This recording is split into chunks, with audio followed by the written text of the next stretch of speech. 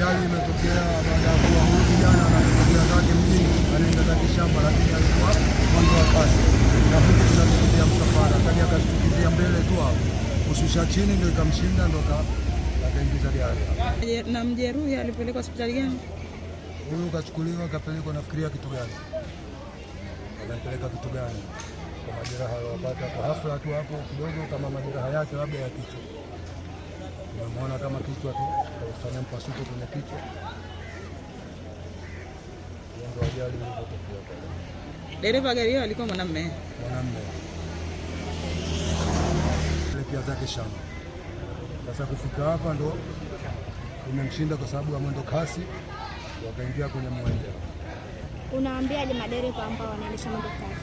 Naambia tu wawe na tahadhari sana. Halafu kidogo kwa njia yetu ya Bungi kidogo ina changamoto sana kwa sababu hii njia nyembamba.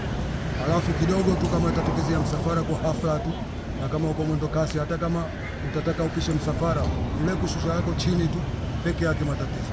Maana yake hakuna distance, gari ikishuka inaacha matatizo kwa sababu ya mwendo kasi. Lakini kama wanapita kwa mwendo wa kawaida, itakuwa hazitawezekana kutokea ajali kama hiyo. Lakini mazingira haya tu madereva wana tahadhari ya kupita na mwendo kasi kwa kuweza kukwepa msafara ambao umepita katika njia. Ni kusogezea ripoti hizi moja kwa moja, ni mimi Zura Salim.